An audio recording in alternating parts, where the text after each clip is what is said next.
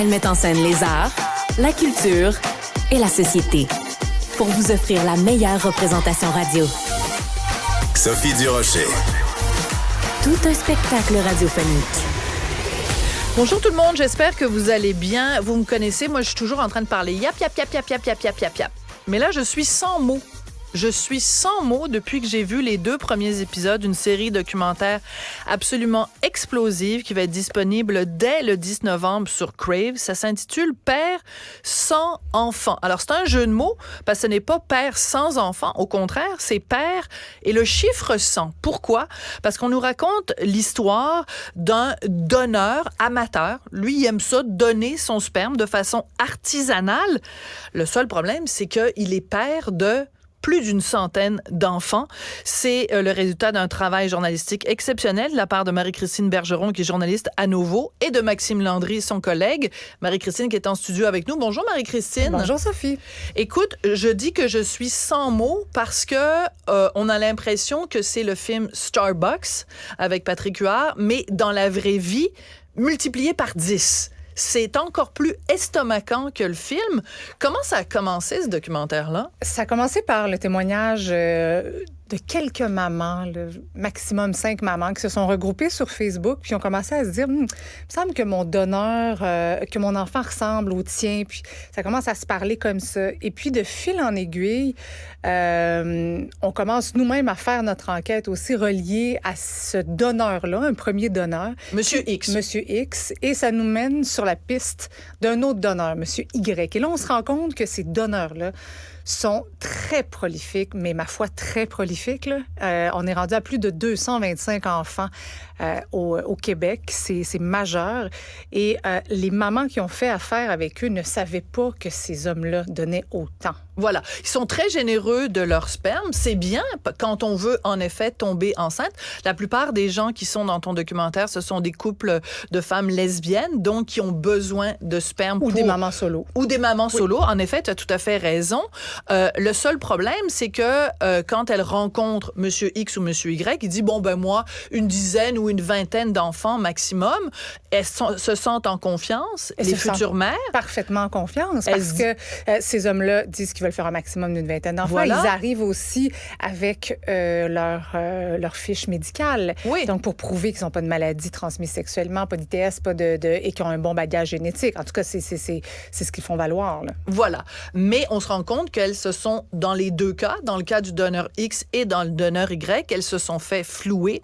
Ce qu'on va apprendre dans le documentaire, dans le 2e épisode, c'est qu'il y a un lien entre le donneur X et le donneur Y. Je vais pas vendre le punch, mais vous allez tomber en bas de votre chaise et vous allez être comme moi, sans mots, en apprenant le lien entre les 2. Et Maxime et moi, on est tombés en bas de notre chaise parce que quand on a commencé à enquêter sur cette affaire-là, moi, je me dis, bon, le don de sperme artisanal, est-ce que c'est si répandu que ça? Est-ce que... Tu sais, on dirait qu'au départ, je voyais pas l'ampleur. Ça te semblait anecdotique, peut-être? Pratiquement, marginal. Oui, et là, je comprends. Plus on a commencé à faire des entrevues avec les mamans, plus j'ai commencé à comprendre, parce que moi, j'ai eu des enfants de façon naturelle. J'ai pas eu besoin de me tourner vers une clinique de fertilité. Je savais pas à quel point ça pouvait être complexe de se tourner vers une clinique de fertilité. Ça peut coûter des sous, évidemment. C'est froid, c'est long, c'est lent. C'est ça. Ça prend énormément de temps. Et pour les donneurs de sperme aussi, s'ils vont avec une banque de sperme, il y a toutes sortes de contrôles. C'est long, c'est compliqué, c'est surveillé. Alors, donc, c'est beaucoup plus simple. Enfin... Mais en même temps, il y a les dangers. Alors, on va écouter un extrait de cette série vraiment explosive. Ça s'intitule « Père sans enfant ». On écoute un petit extrait de la bande-annonce. Le don de sperme artisanal, je savais que ça existait, mais à ce point-là... C'est quand même plus répandu qu'on le pense, là. La première journée que j'ai regardé les donneurs, j'ai vu son nom. Ça n'a pas été long avant qu'on soit en confiance. C'est une clinique de fertilité à lui seul, là. Cet homme-là en fait pratiquement une business. De tous ceux que j'ai vus, c'est le seul qui était professionnel. Je le voyais comme mon ange, comme mon sauveur. Est-ce que c'est vraiment juste par altruisme ou il y a autre chose en arrière de ça? J'ai commencé à avoir des... Alors, donc, ils ne le font pas pour l'argent, ni Monsieur X, ni Monsieur Y, pour des considérations, disons, spirituelles qu'on va découvrir plus tard dans la série. Mais le danger, parce qu'il y a un danger, évidemment, c'est que s'il y a beaucoup d'enfants d'un même pères qui sont dans un lieu donné, il y a un danger que le bébé A et le bébé B grandissent et à un moment donné veulent faire un enfant ensemble. Et c'est là la mais c'est leur problématique. demi-frère ou leur demi-sœur. Bien sûr, et c'est ça la problématique. C'est les risques de consanguinité, parce que ce que les mères disent, c'est nous, nos enfants, ça va bien, on est heureuse d'avoir ces enfants-là, mais là, le problème, c'est qu'eux, je pense que le plus vieux doit avoir 16 ou 17 ans, là, donc ces enfants-là sont même pas au courant qu'ils ont plus de 225 demi-frères, demi-sœurs, Sophie. Là. Donc là, et ça, c'est la pointe, selon nous, de l'iceberg. Parce Pourquoi? Que si on a réussi, nous, là, à prouver ou à démontrer, confirmer ou à ouais. démontrer, hors de tout doute raisonnable, qu'ils sont pères de 225 enfants, il y en a plein qui ne le disent pas, qui ont honte et qui vont pas nécessairement sur les groupes Facebook pour dire « Ah, moi aussi, j'ai fait affaire avec ce donneur-là ». Donc, c'est certain qu'ils en ont fait d'autres parce qu'au rythme où ils vont, c'est clair qu'on en est à plus de 225 enfants. Et encore à ce jour, Sophie, ils donnent encore. Voilà. Alors toi, tu m'as montré tout à l'heure sur ton cellulaire, depuis que la bande-annonce circule, depuis que toi, tu en fais la promotion à nouveau, il y a des gens qui te contactent. Oui. Donc, et la série n'est même pas encore diffusée. Là. Juste pour te donner un exemple, hier, après le bulletin de nouvelles à Nouveau Info, j'ai reçu un courriel, une maman qui me dit qu'elle était sur Tinder pour flirter avec une autre femme. Donc, ils s'écrivent, ils s'envoient des photos de leur enfant.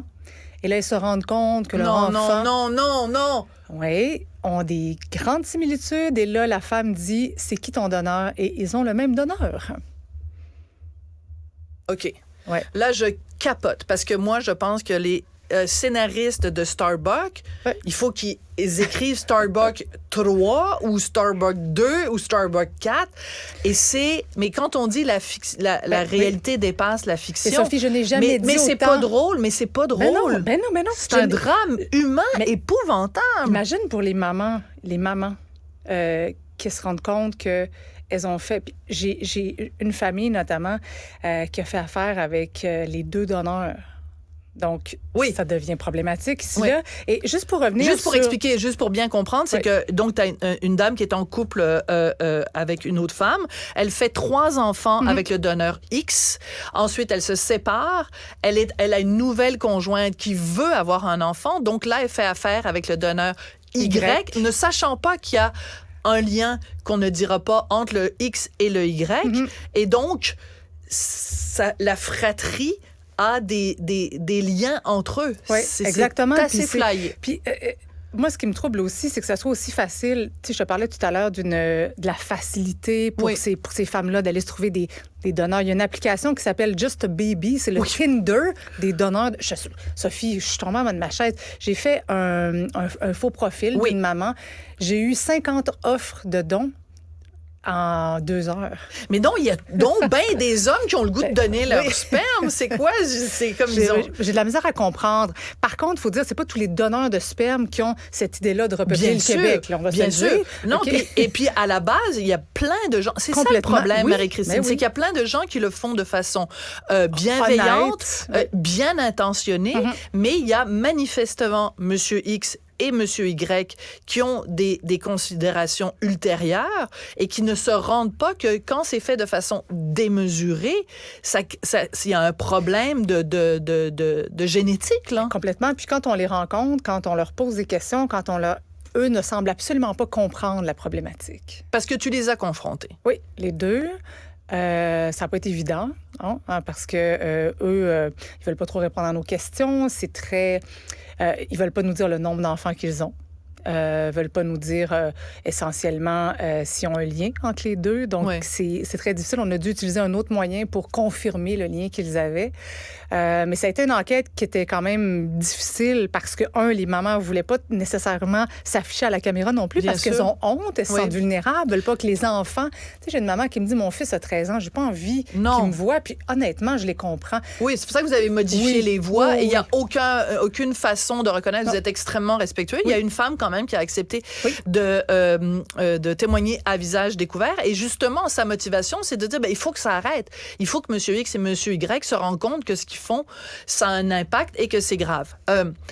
Vous racontez à un moment donné, ou quelqu'un raconte l'anecdote dans la série, elle dit, ben, si tu te promènes en poussette et que tu vois un autre couple lesbienne, tu vois un autre couple de deux femmes qui se promènent avec un bébé en poussette, oui. Ben, Sophie, il y a des chances que les bébés se ressemblent. Mais je suis rendue que je fais ça moi-même. Quand je vois un couple de femmes, j'ai tendance à regarder, voir s'il n'y a pas les traits. Un petit nez rond et les petites poches en dessous des yeux. Oui. Ils sont mignons comme tout, là. C'est des beaux enfants, c'est pas ça la problématique. C'est pas ça la question. C'est quand on se rend compte. Imagine les femmes hier, après le bulletin de nouvelles de Nouveau Info, s'envoient une photo puis se rendent compte que les bébés sont similaires et qui ont le même donneur. Il y a le même donneur. L'impact de ce documentaire-là, quand il va sortir, est-ce qu'il pourrait y avoir des conséquences légales? C'est-à-dire, est-ce que les autorités pourraient, sur la base de votre enquête, dire... Nous devons trouver l'individu de ce monsieur X et de monsieur Y, et pour des raisons de santé publique, on doit mettre fin à leur don de sperme. C'est ce qu'on souhaite. C'est ce qu'on souhaite parce qu'on se dit, nous, honnêtement, Sophie, je pensais que la pression du documentaire allait les calmer. Allait faire en sorte que, bon, c'est vrai qu'on a peut-être abusé un peu de notre altruisme, mais visiblement, ça ne les dérange pas parce qu'ils continuent encore. Et on a la preuve qu'il y a encore à ce jour, ils le donnent. Donc, ça va prendre quelque chose. Je ne sais pas quoi, parce que, tu sais qu'au Québec, au Canada, il n'y a pas de maximum. Voilà, c'est ça. Il n'y a pas non plus Il n'y a pas d'encadrement. C'est pas encadré. Non, il y a une zone grise. Puis même dans les cliniques de fertilité, c'est les cliniques elles-mêmes qui s'auto-limitent. Parce qu'au Canada, comparativement à la France, la Hollande, la Belgique, il y a des limites, 25 enfants, 30 enfants, c'est encadré. Ici, c'est une zone grise. C'est le Far West. Oui. C'est vraiment le Far West. Et en même temps, tout ça part d'une exploitation d'une certaine façon, parce que je le dis entre guillemets, parce qu'il n'y a pas de rétribution financière. Non, donc les hommes ne le font pas pour l'argent, mais il y a quand même une exploitation à quelque part d'une vulnérabilité. Ce sont des femmes qui veulent avoir des enfants et qui sont donc prêtes à faire confiance. C'est qu'en fait, dans la société, tout est basé sur la confiance. Et quand il y a quelqu'un qui brime notre confiance... abuse de cette confiance-là. Voilà, c'est ça qui est terrible. Tu sais, ces femmes-là, souvent, les femmes me disent, on était jeunes à l'époque, on aurait peut-être dû poser, mais moi, je les ai rencontrées, Sophie, puis c'est vrai, ils s'expriment très, très bien, ils sont cultivés, ils sont brillants, ils ont des bons emplois, donc c'est clair qu'ils inspirent confiance. Oui. Nous, ils ne voulaient pas nous dire la vérité sur leur lien. J'étais pratiquement prête à les croire jusqu'à temps qu'on le confirme de façon officielle. Mais ce sont des hommes qui s'expriment très, très bien et qui inspirent confiance. Alors, c'est clair que pour elles, quand tu vois parfois ce qu'ils ont comme offre sur les réseaux sociaux, puis tu arrives avec cet homme-là qui a la professionnelle, qui arrive avec ses tests, qui arrive avec les tests de grossesse, les tests d'ovulation, et offre ça aux mamans. Ça leur coûte de l'argent à les donner du sperme, eux. Parce que c'est eux qui payent les tests de grossesse et les tests de sperme, de grossesse et les tests d'ovulation. Oui, tout à fait. Donc, oui, il y a une certaine forme d'exploitation, puis à quelque part de trahison. Oui, tout à fait, de trahison. Marie-Christine, ça fait des années qu'on se connaît, dans le temps où tu étais dans le Grand Empire, dans le Grand Empire québécois. Et je te vois aller et je me dis, ce genre de documentaire-là, c'est pour ça qu'on est devenu journaliste, toi puis moi. Complètement. C'est vraiment pour ça, pour changer la vie des gens. Oui, puis ces mamans-là, tu sais, parfois les gens me disent, oui, mais bon, elles auraient dû faire attention, elles ont été naïves. Moi, honnêtement, je veux pas les juger. Puis elles m'ont fait confiance et je les ai écoutées et je peux les comprendre parfois de cette tournée parce que c'est vraiment complexe dans les cliniques de fertilité. Puis rappelle-toi, entre 2015 puis 2022, 21, 22, ça coûtait beaucoup plus cher dans les cliniques de fertilité. Absolument. Puis, ce que maman disait, j'ai pas 17 000 $ pour aller me chercher donc, c'est clair que ça devient plus facile, plus rapide, plus accessible d'aller sur Internet. Mais malheureusement, elles étaient loin de se douter qu'il y a deux hommes qui allaient profiter et abuser de cette confiance. Voilà. C'est à ça que ça sert du journalisme d'enquête. Journalisme utile. Voilà, faire œuvre utile, comme disait l'autre. Merci beaucoup, Marie-Christine. Donc, disponible dès le 10 novembre sur Crave. Ça s'intitule « Parents sans enfants, sans enfants, sans enfants ». Prononcez-le comme vous voulez. Exactement, c'est ça.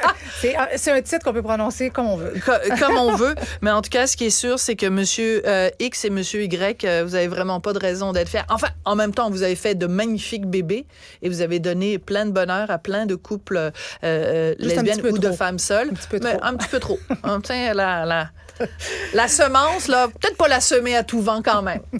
Merci beaucoup, Marie-Christine. Sophie, merci.